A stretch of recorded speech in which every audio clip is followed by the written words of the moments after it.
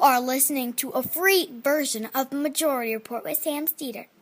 To support the show and get another 15 minutes of daily program, go to majority.fm, please. The Majority Report with Sam Steeder. It is Monday, August 7th, 2017. My name is Michael Brooks on a Michael Monday, and this is the four-time award-winning Majority Report. We're broadcasting live steps from the industrially ravaged Gowanus Canal in the heartland of America. Downtown Brooklyn, USA. On today's program, Murtaza Hussain of The Intercept.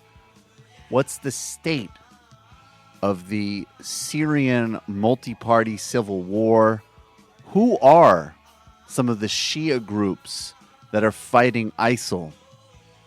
Carla Del Ponte of the UN Human Rights Commission investigating Syrian war crimes. She's quitting after 5 years focusing on Syria, throwing her hands up.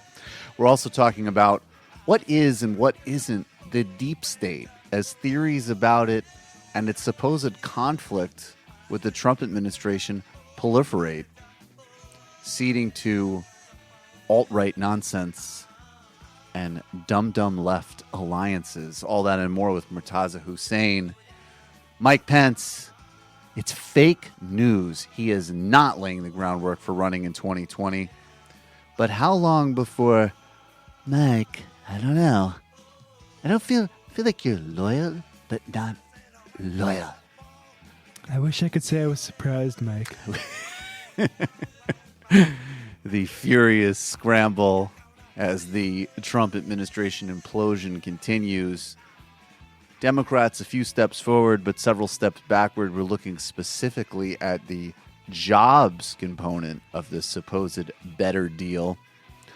Exhausted, discredited neoliberal ideas continue to lurk. And genuine left progressivism and alt-center neoliberal nonsense already coming to a fever pitch battle as the relative merits of 2020 candidates are debated. Eric Bolling, shockingly, was part of a system of rampant sexual harassment and abuse at Fox. Like Roger Ailes, I would be genuinely shocked if somebody told me that Eric Bolling had not sent unsolicited pictures of his penis out. But it seems like he probably did.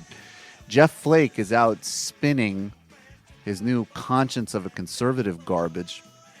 Basically, there should be a Koch brothers agenda of entrenching poverty, massive class disparities, and handing the country over to corporations.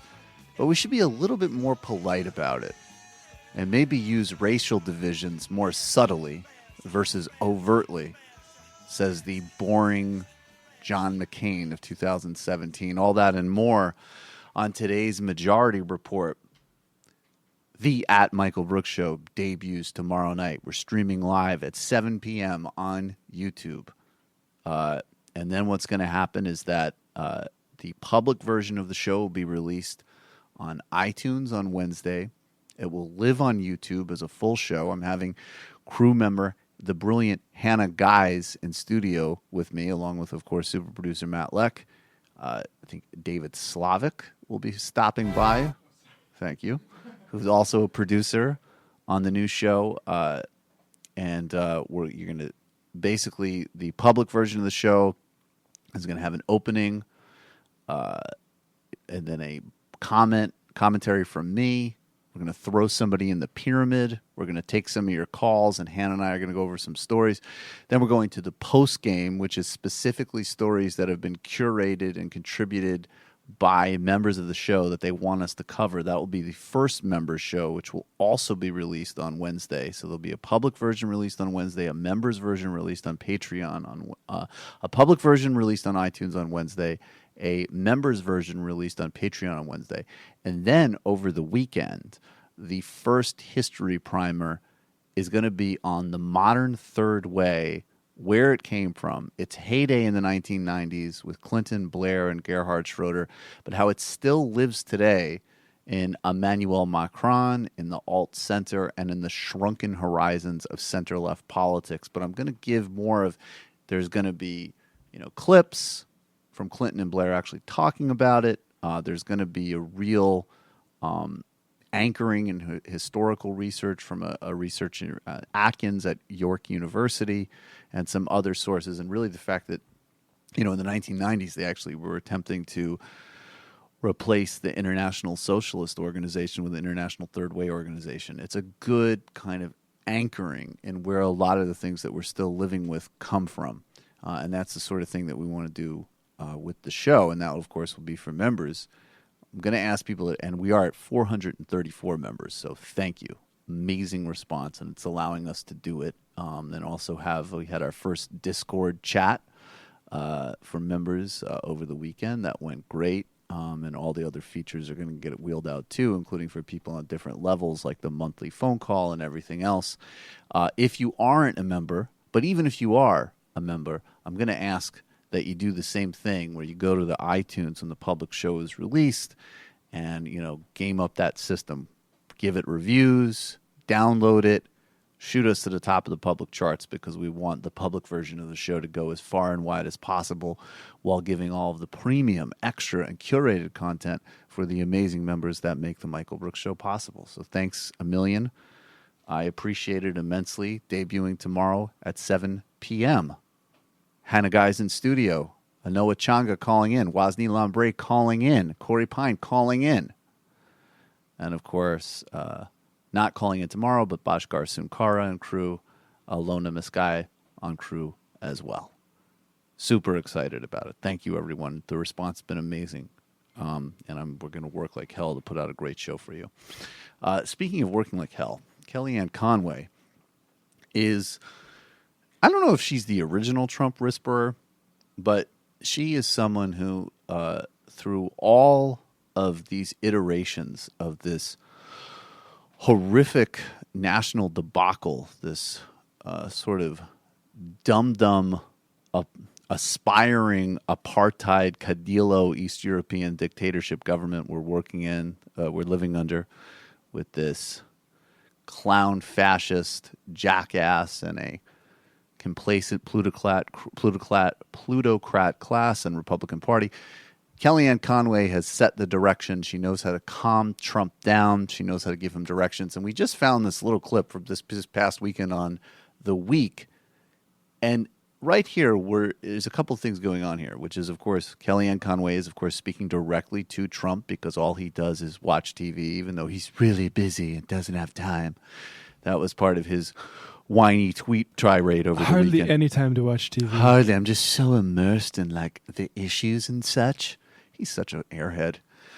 And this is Kellyanne Conway using Trump's favorite form of being babysat, television, to actually give him a little bit of tough medicine. But it's just funny because this is one of the more kind of raw, direct examples of how the president takes in information and why Kellyanne is still where she is. I would note, too, in some of the polling, which, of course, I scour daily on behalf of the president, his approval rating among Republicans and conservative and Trump voters is down slightly. It needs to go up. They are telling him, just enact your program. Don't worry about a Congress that isn't supporting legislation to get big-ticket items done. And don't worry about all the distractions and diversions and discouragement that others who are still trying to throw logs in your path are throwing your way. Focus on the agenda. And he's doing that. So that means basically focus on doubling down on xenophobia, on racism, on homophobia, on transphobia. So what can come out of the executive branch, and already has, obviously, is all sorts of executive rulings to gut, destroy the environment, hand over public lands to corporations, reverse protections for lower-income workers, and all of, again, as always, I always use the word, slight, modest progress in some of these areas under Obama. And then the other area is get Stephen Miller out there, support the RAIN Act and everything else, and double up on that core racial xenophobic message. And, that is the sense in which the Trump presidency fits into a chronic history of American capitalist class using white identity politics to divorce white people from class politics, and to create these sort of cornucopias so there aren't multiracial class-based alliances. That's actually the bigger picture that it fits in. And we can look forward to a lot of it. It's good, of course, that the destruction of healthcare didn't happen, but the double up and the attacks on everybody from transgender soldiers to Mexican immigrants to certainly Muslims is only going to be amplified, along with the genuine and true neo-Confederate agenda that Jeff Sessions has over at Attorney General. So that's how the message gets delivered, and the message gets received in the insane tweets and the policy directives. And Republicans are still mostly on board of this, and to the extent that there's any pushback, it's just because the legislative agenda has been stymied somewhat. But, of course, the next ticket item is a massive systemic regressive tax cut, which might not have been as ambitious as the first version they were planning if they were able to get rid of healthcare, but it will still be quite ambitious. So keep all hands on deck, see how it fits together, and we will be right back with Murtaza Hussain on the Majority Report.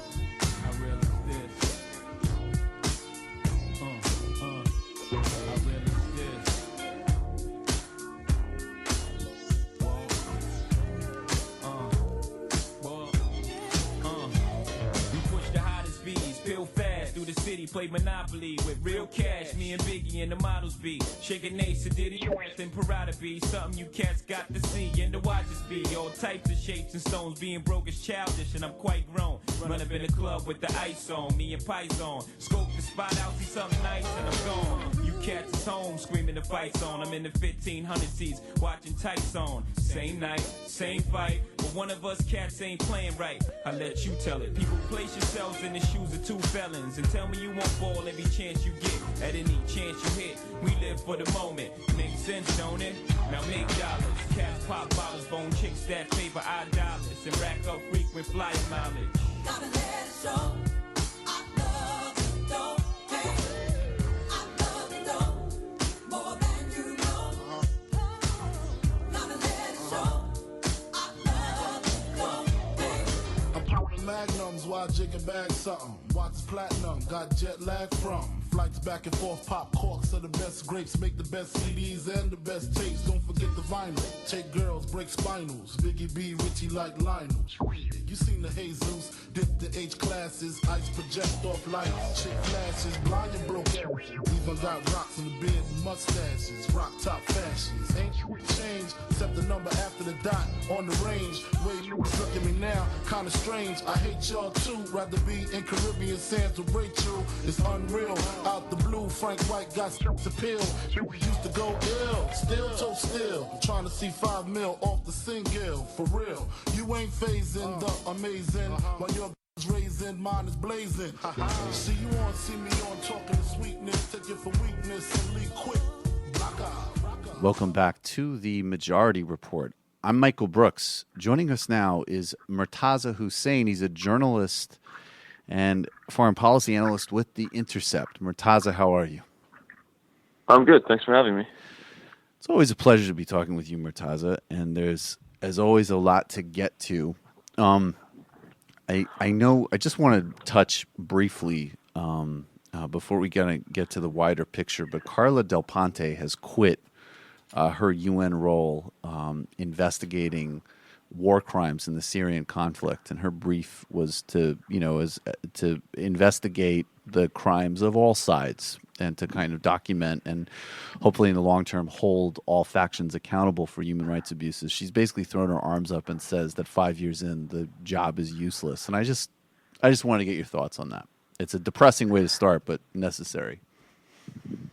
Yeah, it's unsurprising in some ways because it seems at the start of the conflict, or before it even was a conflict, when it was a revolution, it would be an opportunity to bring to account crimes which have been committed even in decades before the uprising started.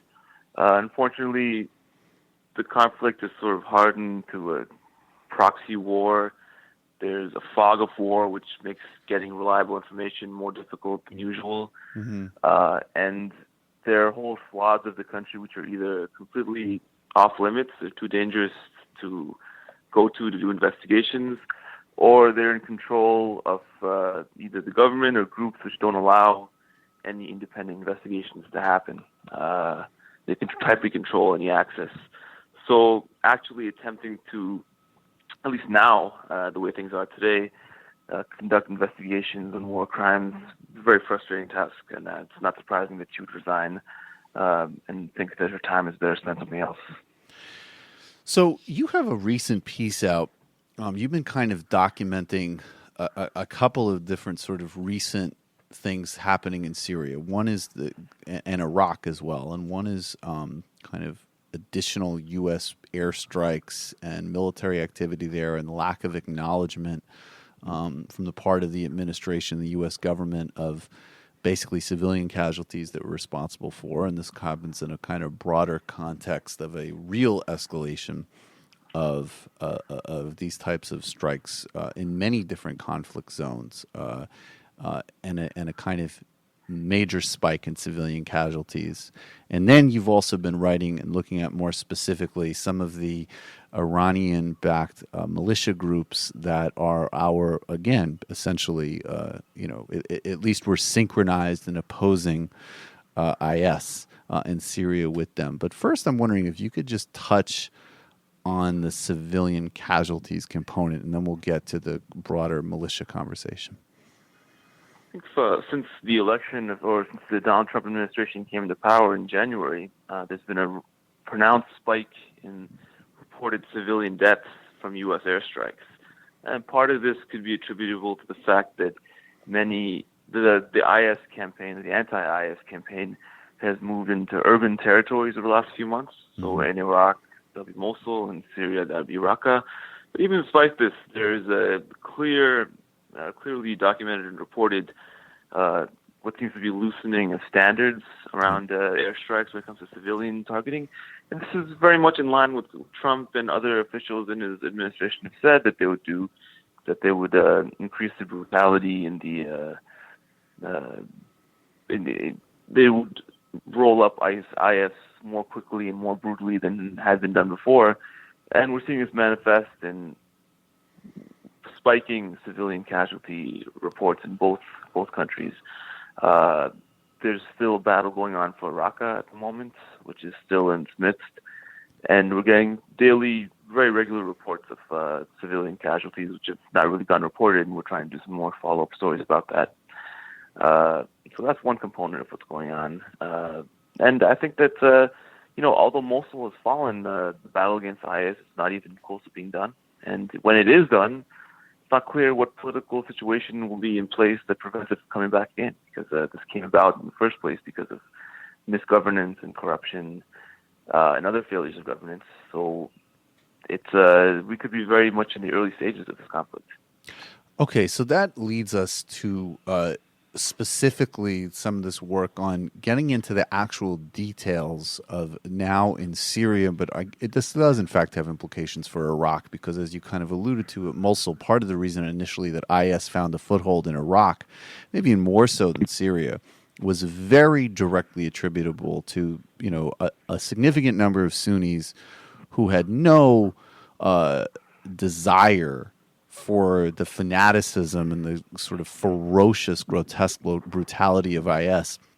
But in the same way that maybe, and this is there are distinctions, but in the same way that the kind of mythology of how the Taliban came to power in Afghanistan in the mid-90s involved a lot of people who had no interest in the brand of, ultra-literalist fanatical Islam that the Taliban was promoting, but that they perceived the Taliban as, lacking in corruption, providing a sort of clean way forward and being opposed to warlordism. So similarly in Iraq, there was enough Sunnis that felt repressed and marginalized by a Shia government, and they were, that they thought, okay, let's take a bet on IS. So that was certainly part of it. And then in Syria, well, maybe you could set the table a little bit for Syria, because and explain once again, I think it's very important, even though we've done this before, to really delineate the phases of this, because it did start as a genuine democratic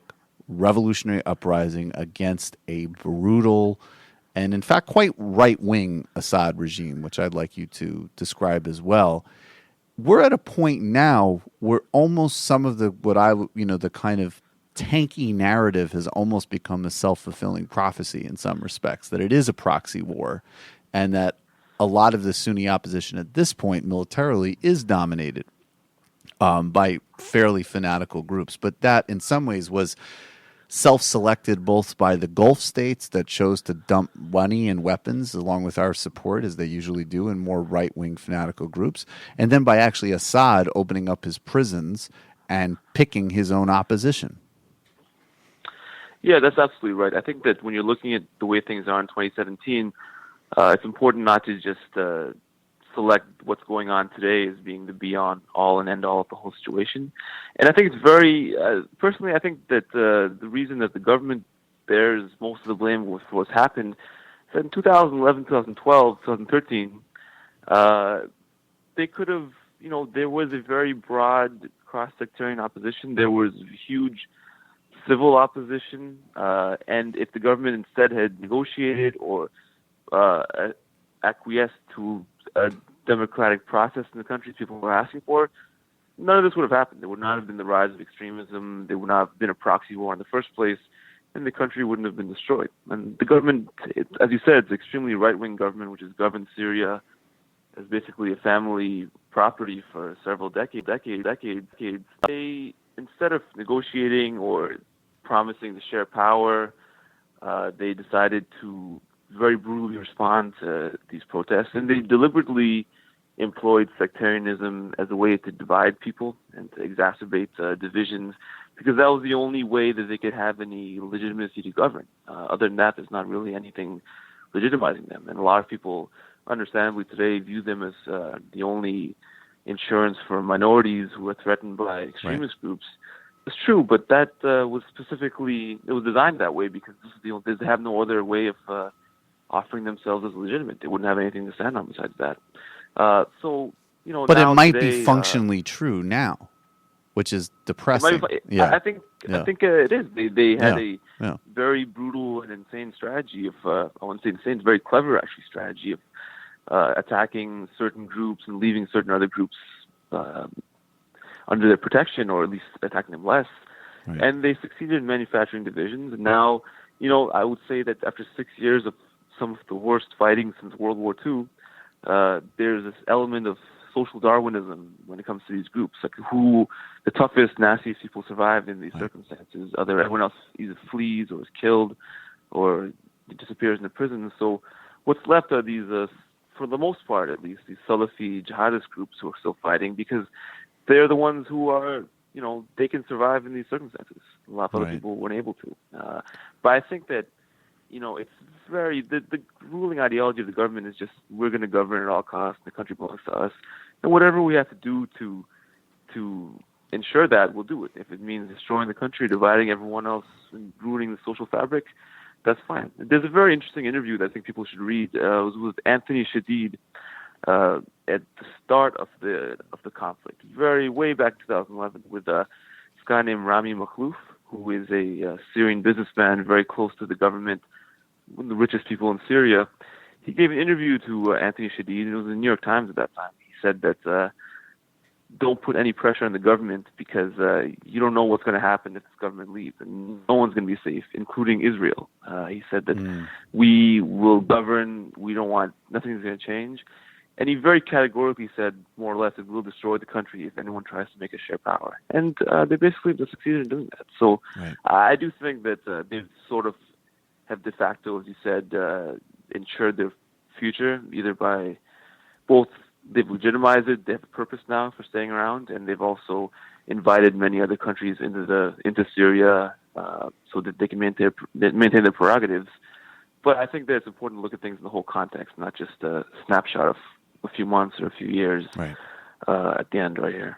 Absolutely. So then that's a good – tell us about these, Iranian militias. I think that there's an understanding here, and, if there's any group that one could sort of roughly overall at least have some kind of instinctual sympathy for at this point, it would be Kurdish fighters.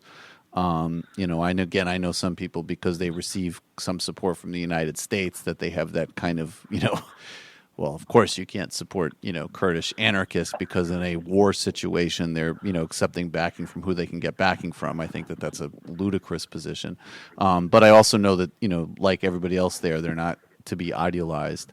But there's a lot of other factions fighting there, including, when people talk about Iran being on the ground, I think it's less clear what that means. Like with Russia, it's very clear. Russia's, conducting and has conducted a really brutal air war there and has some special forces and other people kind of supporting the Syrian government.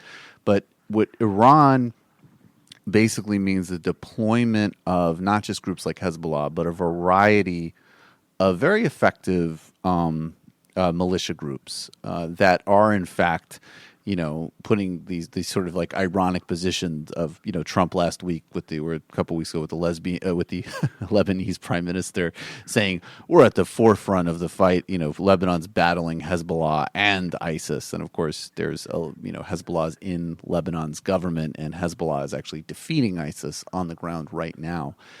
Get us into those groups, those Iranian groups, and who they are, and how long do they kind of stick around, and what's the sort of next phase of them, and are they as effective at defeating ISIS as they seem to be?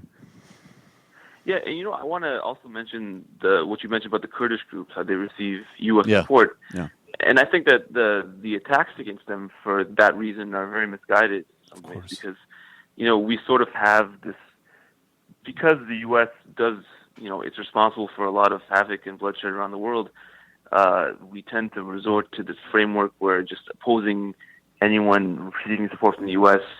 is a fulfilled position. But I think this is a very complicated conflict. There are people who, it's very complicated, and there are many different factions who are having to take support from the U.S. because there's no one else there. It's a pragmatic decision. There were some Syrian Arab factions who did it. There were the Kurds who did it. And we have to engage with this subject with a bit more complexity. Regarding the Iranian groups, in many ways what's happening in Syria has been a disaster for Iran, because it's hurt their regional standing. It's hurt the standing of the popularity of groups like Hezbollah, which were extremely popular throughout the Arab world before the Syrian conflict. But in another way, they have managed to take advantage of chaos which has happened in the Middle East, some of it which was the responsibility of the United States, because it was the United States which destabilized Iraq, and now Iran is trying to stabilize it in a way which is favorable to their interests. And it's sort of a logical thing to do. Their fortunes are rising throughout the Middle East because of others' failures for the most part. And in Syria, there's a very good logic for both the Iraqi government and the Iranian government to support Bashar al-Assad now. It's not necessarily because they love him. Nouri Maliki, specifically in 2009, blamed Assad for sending al-Qaeda terrorists into Iraq to conduct bombings there. They don't like this guy. He's been sort of either pragmatic ally or very low-key hostility with him. Right. But now, when he needed them, they saved him, and then by saving him, they basically own him now, because he can't govern without their support in the future. And if they pull their support, he could be gone very quickly.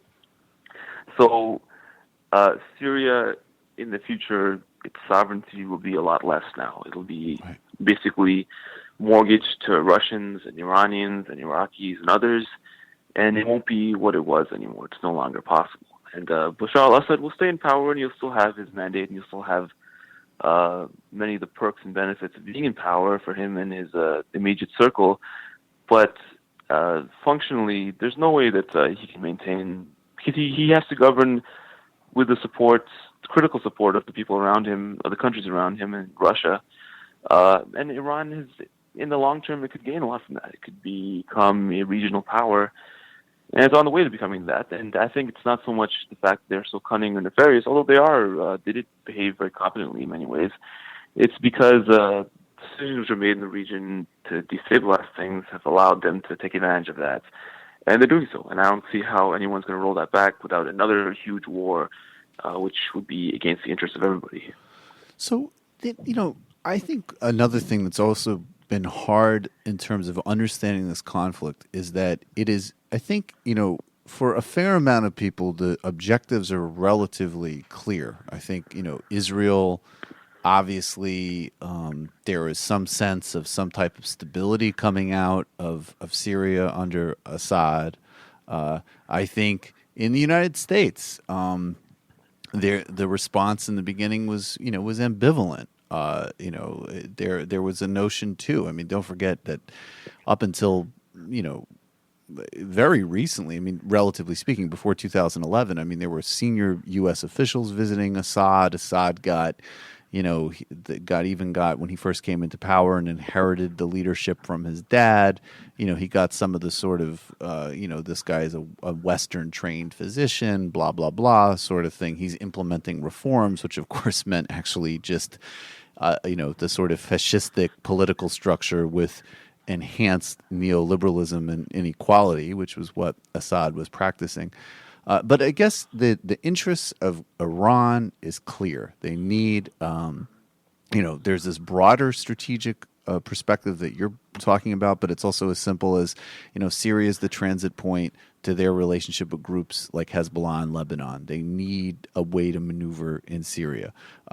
Russia has its own sense of diminished spheres of influence and wanting to reassert itself in areas that it perceives as its proxy and its places. And then, of course, it seemed like the Gulf states basically saw this as an opportunity to basically just implement some type of pliant Sunni regime. And obviously they don't have any concern for rights of minority groups or pluralism. But one of the problems with this sort of conspiracy narrative is I have never been really clear. I mean, like when we invaded Iraq, the desire to invade Iraq and the commitment to cook the intelligence to fit the narrative for that invasion was extremely clear and sort of coherent.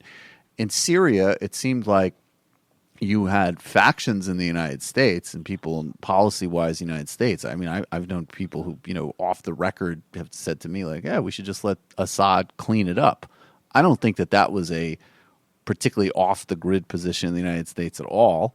Then you had the Obama administration sort of oscillating between its kind of realist instincts and then this kind of concern about human rights, and then that showed up with the chemical weapons usage.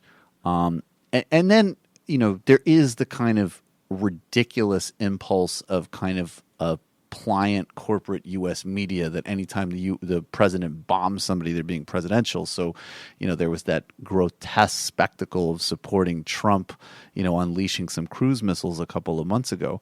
But I guess my point being that there's this narrative that on our sort of circles of the left, when there actually is a much more aggressive imperialist intervention from Russia and Iran than from the United States in this particular conflict. And it's not exactly clear what the U.S. strategy or kind of client state interest is. It seems like why couldn't it be just as well served by Assad staying in power as anybody else? And that seems to be now with the official closing of support for rebel groups that the Russia and the United States have just agreed to, that's kind of where we are. I mean, what is the U.S. position in all this? Yeah, I think it's been that way for a couple of years. I think that the U.S. did intervene in Syria, but it was a very strange intervention. In Iraq, they were hell-bent on intervening and deposing Saddam and promoting regime change. In Syria, it's kind of like Obama was doing everything he could to avoid it. Like when the chemical weapons attack happened in 2013, he was desperate to get out of it, and the Russians sort of gave him a way out. They want Assad to stay in power because for many years, he kept stability regionally. And what that means is he didn't let Syrian territory be used for attacks against Israel. He helped the CIA's torture program in 2000 under Bush. Right. It was one of the rendition sites was Assad, Syria. And he offered some sense of predictability regionally. And there were some divergent views, but that was the main one. So I think there's a way you have to think about imperialism working it works in different ways now, like especially in this new century, is that the easiest way of doing it, the most low-cost way, is not going in and imposing a new regime by force. It's having compliant local despots who carry out your policies and whatever else they do, as long as it doesn't get in your toes, is fine. Right. And I think that with Bashar al-Assad, he plays that role very well, and he knows to play that role. Syria has always sought a role for itself under his regime in this broader imperial system. And, there was a perception of him being a moderate or sort of a reformer, and it wasn't just shared by the United States. A lot of people had that view. I think that when the uprising started, there was a lot of hope that he would respond in a better way, and even including among many Syrians. I know many Syrians who didn't even believe until 2013 that he himself was directing the crackdown. They thought that people around him who were bad, and he's being influenced, and he would do differently if he had more power, but I think that view has changed a lot now. And, it's kind of clear that what could happen is he could stay in power for the rest of his life, and he could pass power down to his son. Right. Because I think that behind all this Republican rhetoric, and even somehow this extremely right-wing regime has managed to co-opt leftist rhetoric somehow, this has become a monarchy. What kind of republic is passed down from a father to son in the first place? It's not, that's a ruling family dynasty. It does not exist normally. There are not any elections in Syria. There are no real elections. They're just rubber stamp sort of processes. Where did this narrative come from that he was some type of... So just to make a distinction, I think, and I mean, you and I might be slightly I don't know, genuinely, but like I am been almost entirely consistently opposed to almost all of our, at least airstrikes and direct military interventions in Syria, right? And I've also been someone who said, when Hillary Clinton ran around talking about, creating a no-fly zone, that's not this antiseptic thing that it sounds like. Although at the same time, the notion that a no-fly zone in Syria would lead to a global war with Russia is delusional and stupid fear-mongering. But it would kill a lot of civilians, and it might not achieve an objective. At the same time, I have no doubt that, of course, Bashar al-Assad is a horrific war criminal and no paragon of any type of global resistance to any type of hegemony.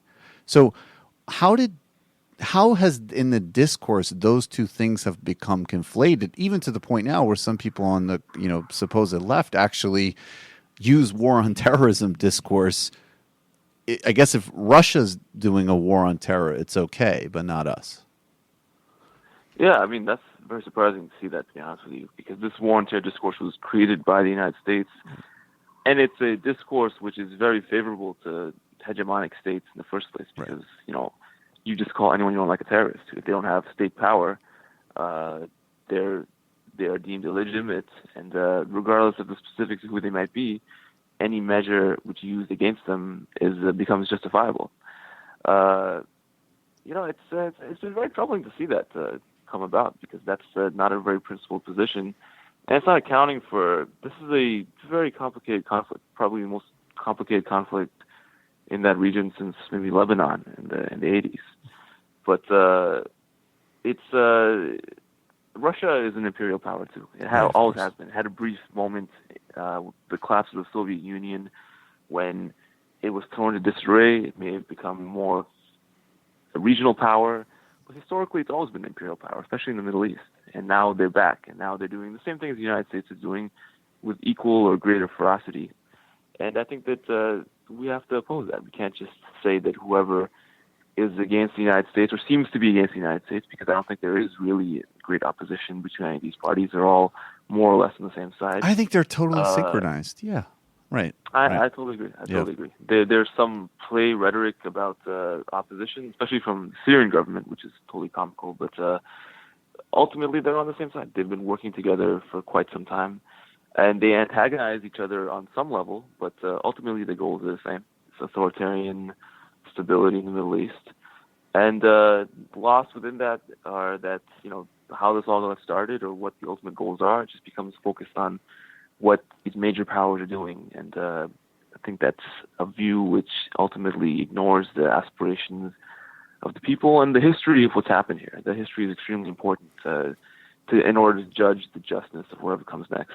And just a test site to like flex and show how real you are in terms of your politics on social media in the United States and Europe versus any type of kind of, serious engagement with all these various factions. And then I have one final question, but I just also want to add, not only are they basically synchronized with the Trump, at least with Obama, again, I think certainly starting in 2014, you at the very least kind of informally the attention was turned almost entirely from Assad to IS. So you're already kind of, and I'm not even, right or wrong, that was the alignment. Although we need to always remember that Assad has still been responsible for far more civilian deaths than IS. But at least under Obama, you could potentially connect that to, okay, if Iran and the United States are potentially see eye to eye on the danger of groups like IS and Al-Qaeda, and that fits with a nuclear deal and potentially other openings, that might have ancillary benefits for progressive movements in the Middle East. But with the Trump administration, you simultaneously have a fervent desire to undermine the nuclear deal, almost, I think, search for a pretext for war with Iran, but then at the same time get back to divvying up the imperial spoils with Russia. It's the worst of all worlds. And I don't understand how people don't see that pattern. Exactly. It's the absolute worst. There's nothing good about two major imperial powers in the world getting together to make a deal or to carve up other parts of the world. That's not a progressive position. That's old school imperialism. It's like going back to pre-World War I era style imperialism. So, I think that should be, opposing that should be a primary goal of any progressive movement or primary objective. I don't see Putin and Trump getting together as a great victory for peace. I think it's a great disaster for whoever they're talking about dividing up, whatever Right. country they're trying to impose some plan on. I think that's opposing that should be the quintessential objective of any progressive movement. And I think that, I think you very well could see a war between the United States and Iran. And I think that would be a disaster for Americans, Iranians, and anyone else caught in between that. Within that, I think that it's actually, it's been sort of depicted as Bashar al-Assad will be a way of Russia and Iran and the United States to sort of agree and move forward. But I don't think so. I think that you might end up with Assad and a war against Iran. You might end up with all these things happening simultaneously. And I think it's actually in the benefit of the Syrian government that this divisions continue, because the way that they survived was by exploiting a division which existed between the United States and Russia. They managed to play that off very smartly to their own benefit. And if that division actually, over at least that subject, went away, they could theoretically dispose of him in some diplomatic process. But there has to be some low-level, at least perception of rivalry over this subject. And regardless of what happens on the ground, that could still continue. But I think it's very important to watch what they actually do in the next few years, because it could be very disastrous. And I really think that this conflict is just at their beginning. They're not winding up anytime soon. They're just getting started. Final question, Murtaza, and this is connected because the whole time that this has been happening, there has been these, ongoing, not necessarily ongoing, but different stages of supposed negotiations happening in Geneva, and it's another. There was this is a broader project that I'm working on for the new show, but there was this conversation that the former South African president Thabo Mbeki had on Al Jazeera several years ago.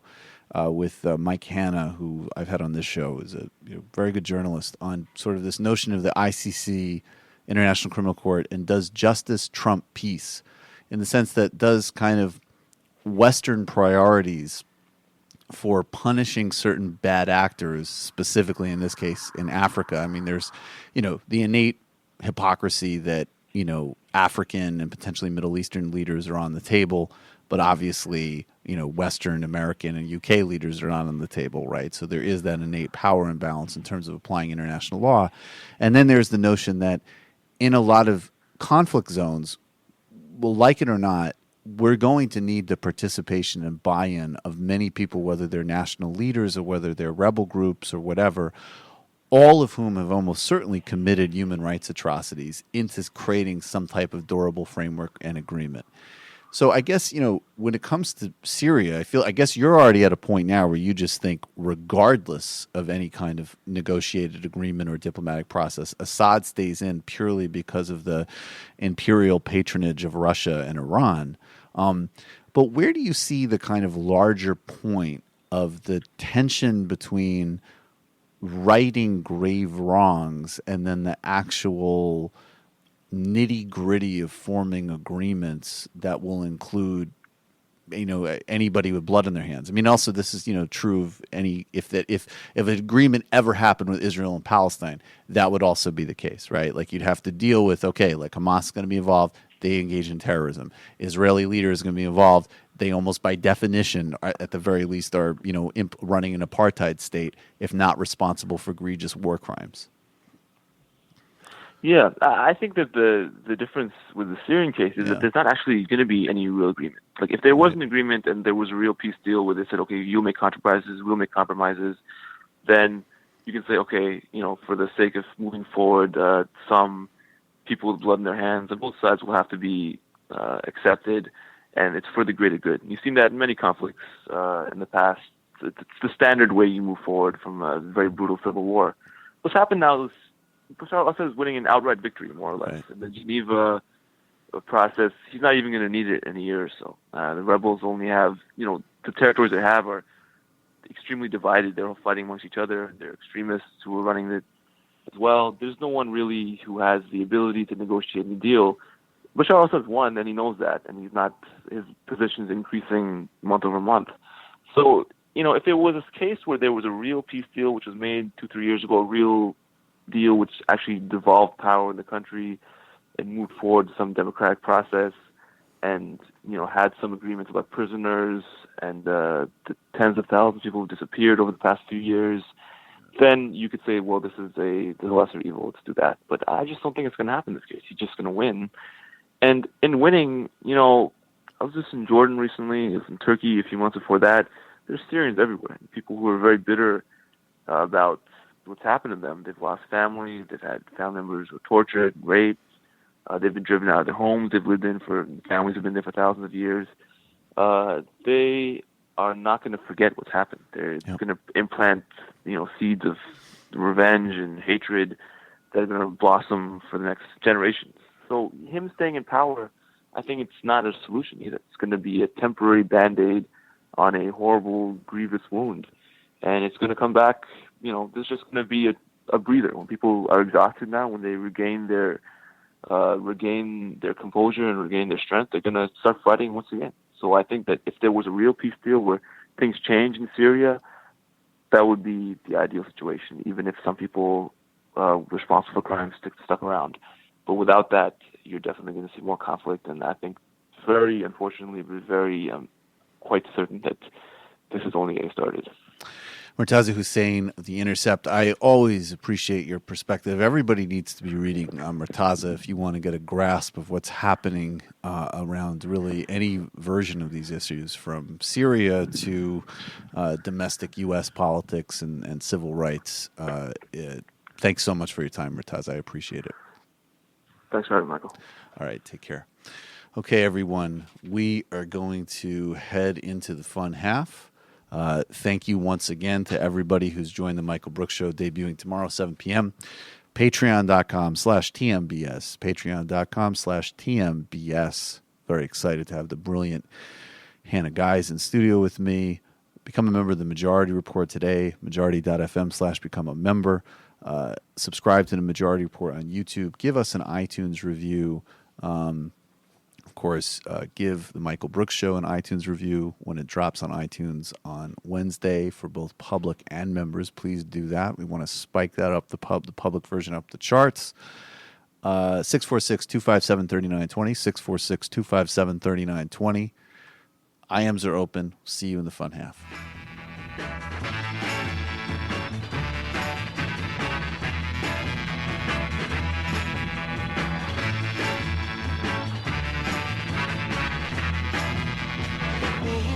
of all the time. She said, no, no, no, no, like to speak my mind. She said, no, no, no, no, and I know her time's not free. She didn't waste none on me. Situation sad,